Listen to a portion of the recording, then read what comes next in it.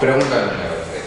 Bien, esta es una pregunta de teoría sobre una de las situaciones clínicas que es relativamente habitual en la población general, que es la presencia de hiperuricemia.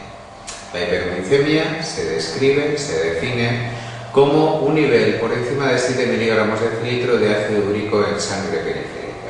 Esta es una situación que puede llegar a ocurrir aproximadamente en el 7% de la población adulta, por lo tanto es una situación relativamente frecuente. La mayoría de los pacientes que tienen hiperuricemia nunca van a tener ninguna manifestación asociada a la misma.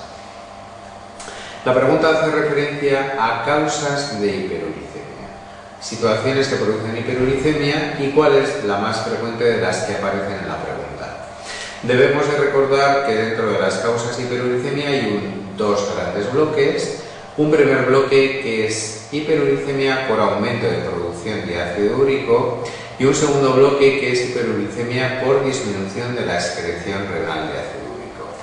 En el primer grupo, en el primer bloque de hiperuricemia por aumento de producción de ácido úrico, nos encontramos con algunas enfermedades genéticas, hereditarias, por alteraciones enzimáticas, como son el déficit de hiposantina guanina fosforibosiltransferasa. Cuando existe este déficit, se produce un síndrome que denominamos síndrome de Lesch-Nyhan. El síndrome de Lesch-Nyhan va a manifestarse con manifestaciones neurológicas, alteraciones como coreatitosis o automutilaciones, junto con una hiperuricemia muy marcada, muy grave en niños.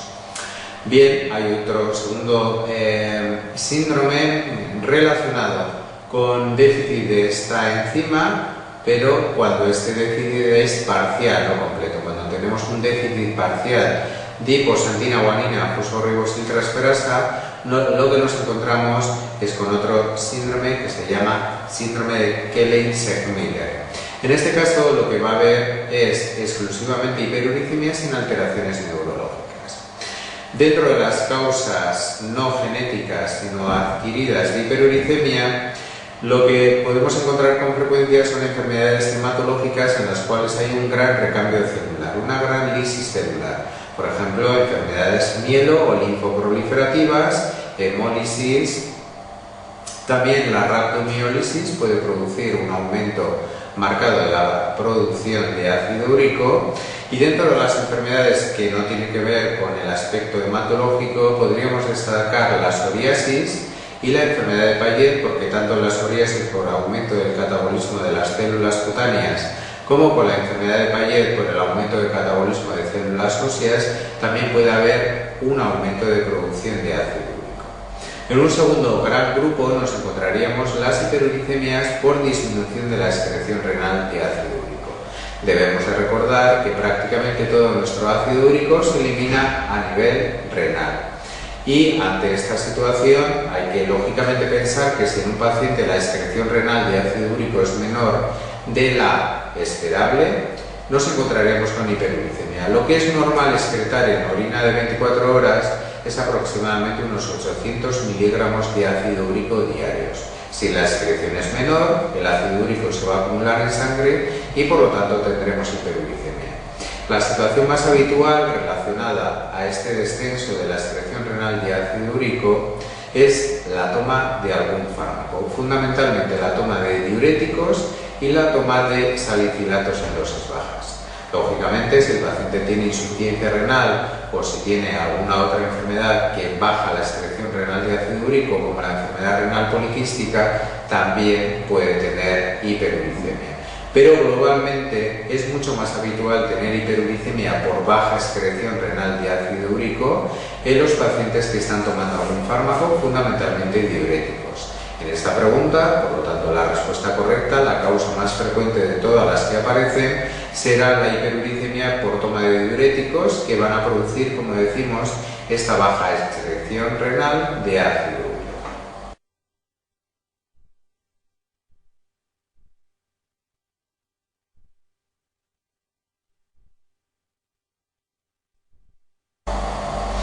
Pregunta 14. Bien, nos encontramos ante una pregunta, ante un caso clínico donde nos plantean una monoartritis aguda, en este caso de rodilla, y nos dan algunos datos muy importantes para establecer el diagnóstico y para tomar una decisión sobre la actitud terapéutica.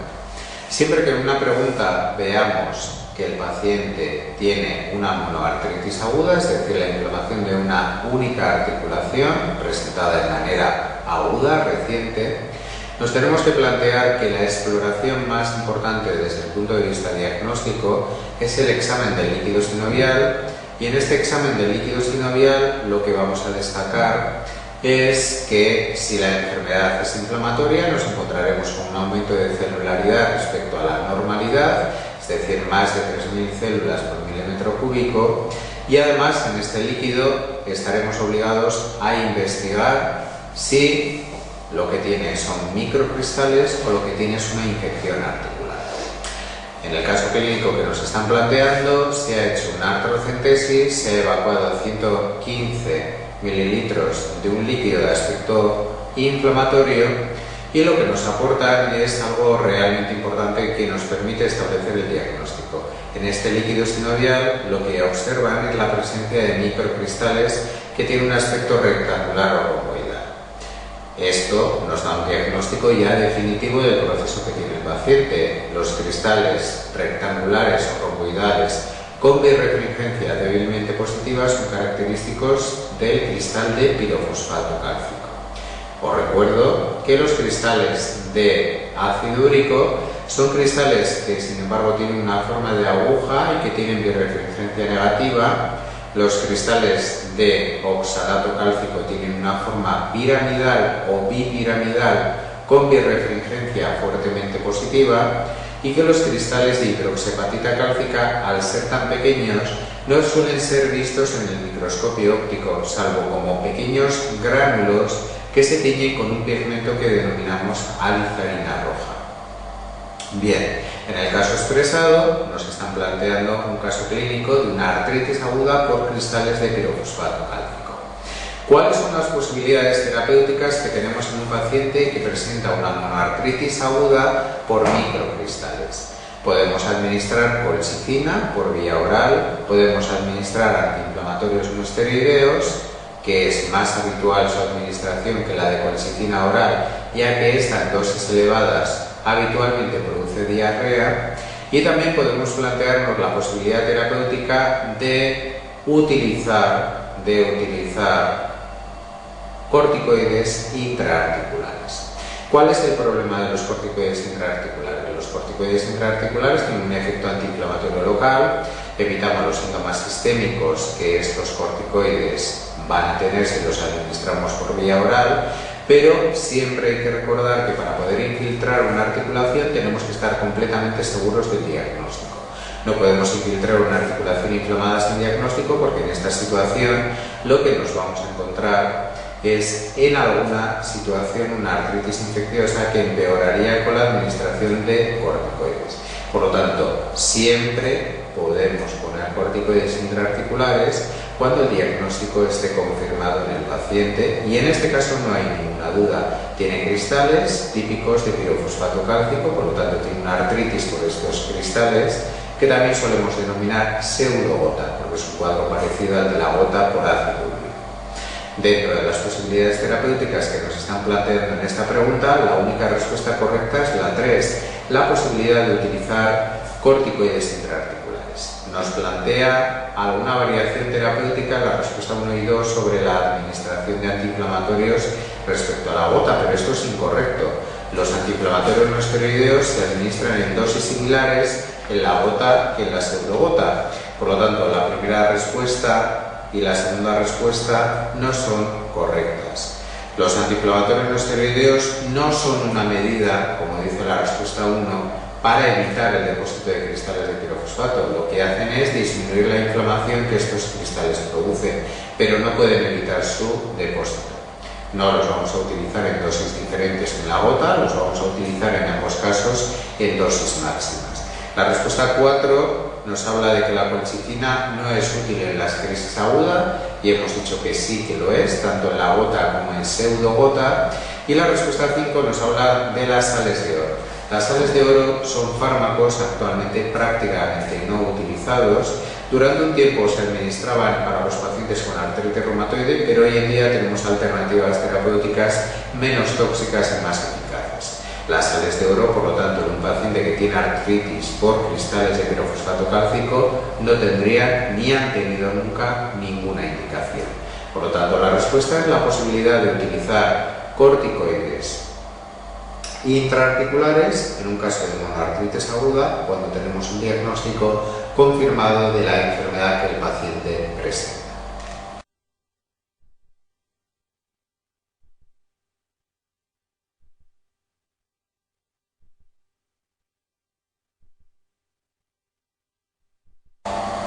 Continuación de la pregunta anterior, cuando un paciente tiene hiperuricemia y no ha tenido ninguna manifestación clínica, consideramos que el paciente tiene hiperuricemia asintomática y no es necesario el tratamiento. Sin embargo, siempre que ha tenido algún episodio inflamatorio agudo, ya consideramos que la situación no es de hiperuricemia asintomática, sino de lo que denominamos gota entre crisis, gota intercrítica.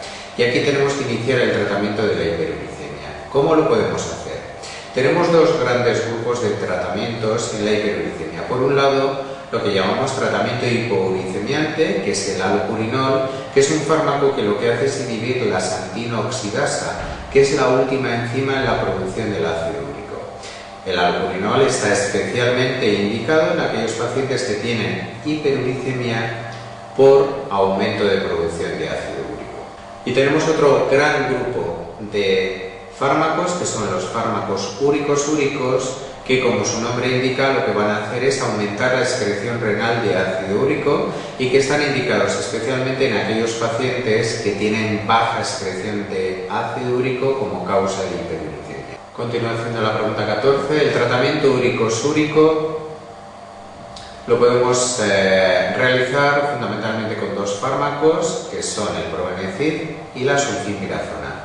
En Europa se ha utilizado durante muchos años la benzobromarona, pero actualmente su utilización está muy limitada, prácticamente es imposible su utilización, porque ha producido algunos casos de hepatitis grave, hepatitis farmacológica grave, y por lo tanto para poder utilizarla hay una serie de requisitos que prácticamente hacen imposible, como os comento, su administración. Por lo tanto, si yo considero que el paciente tiene hiperuricemia por aumento de producción de ácido úrico, debería de dar allopurinol, y si tengo hiperuricemia por disminución de la excreción renal de ácido úrico, lo que debería de dar es un úrico súrico.